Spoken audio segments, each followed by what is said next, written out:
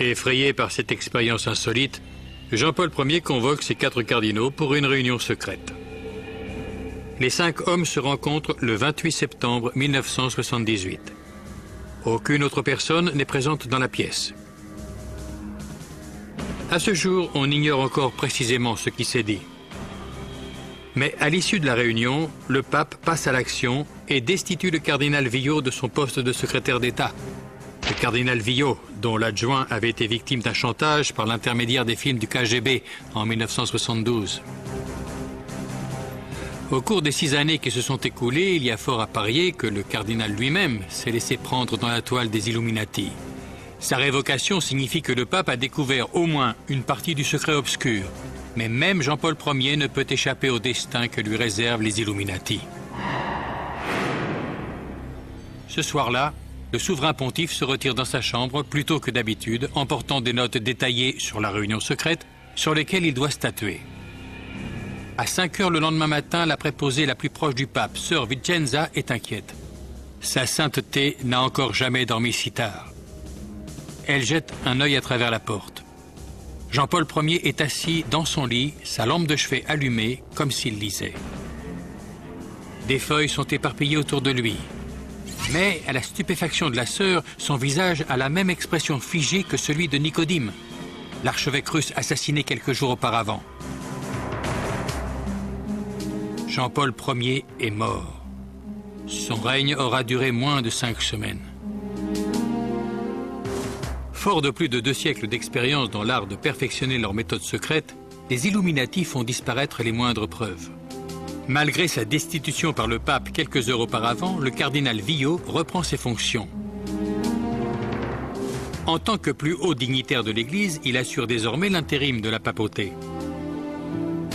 Il commence par s'enfermer dans la chambre du pontife pour rassembler les médicaments sur la table de nuit, ainsi que la plupart des documents éparpillés sur le lit, parmi lesquels figurent les minutes de la réunion secrète.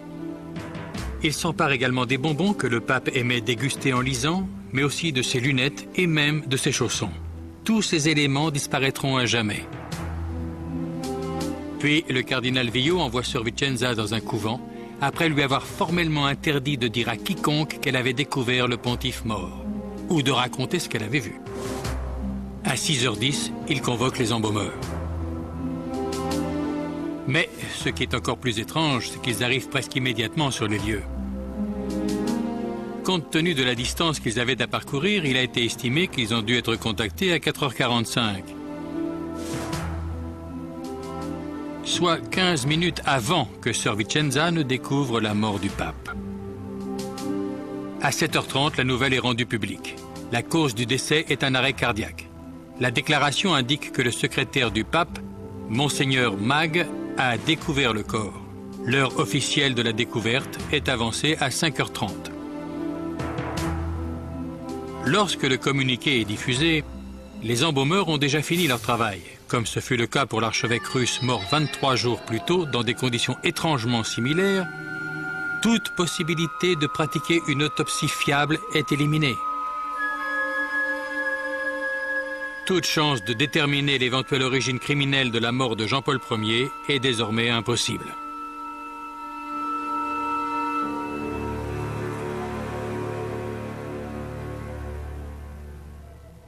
Dix jours après les funérailles de Jean-Paul Ier, le cardinal Villot rassemble le conclave pour élire un successeur. Le corps électoral officiel se retire dans la chapelle Sixtine. Il est composé de 111 cardinaux, lesquels doivent invoquer le pouvoir du Saint-Esprit afin qu'il guide leur choix.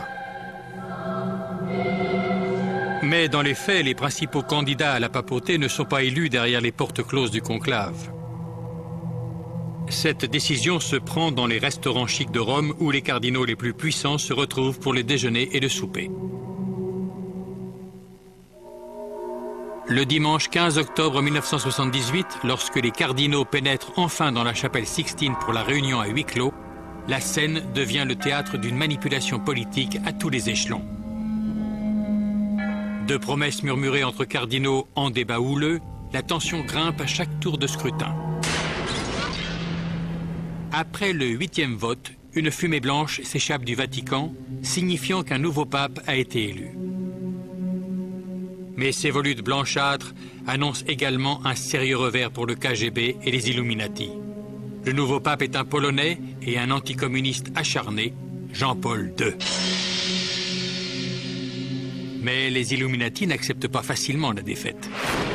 Le 13 mai 1981, Mehmet Ali Akça, un homme recherché pour meurtre en Turquie, attend l'arrivée du pape au milieu de la foule massée devant la basilique Saint-Pierre.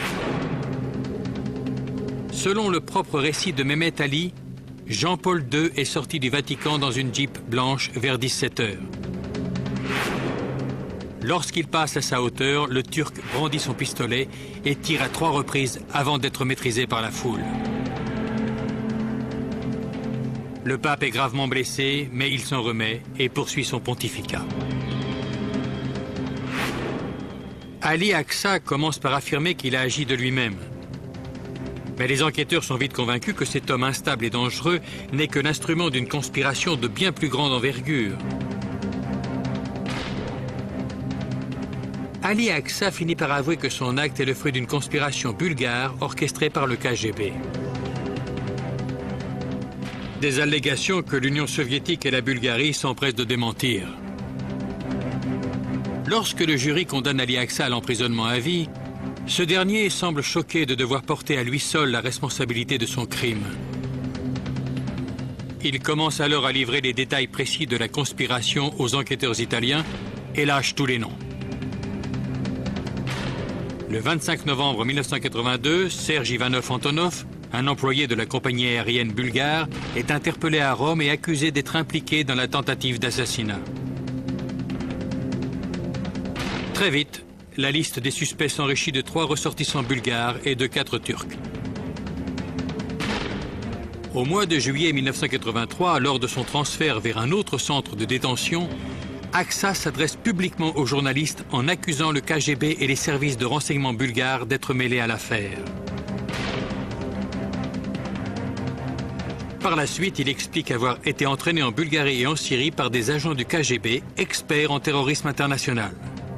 Il dénonce également la complicité d'Antonov et de 2 employés de l'ambassade de Bulgarie.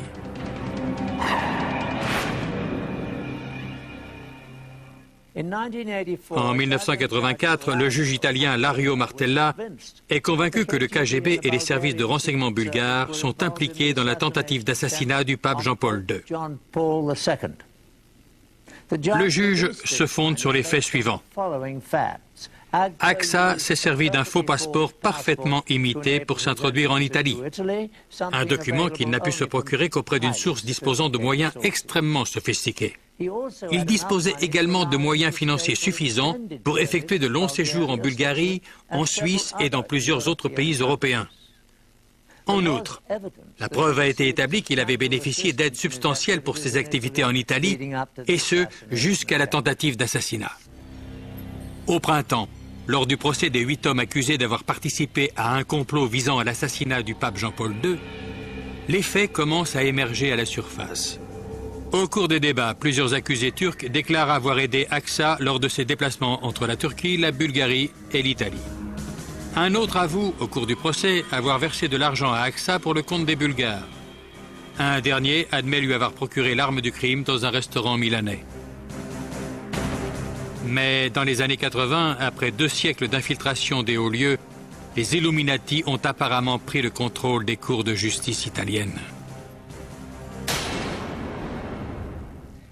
Au final, à la stupéfaction de la plupart des observateurs, la Cour italienne estime que les preuves rassemblées ne permettent pas de condamner les conspirateurs. Si l'affaire Akça a illustré que la communauté secrète avait bien compromis le système judiciaire italien, elle a également démontré que les Illuminati avaient atteint le sommet de la hiérarchie du KGB.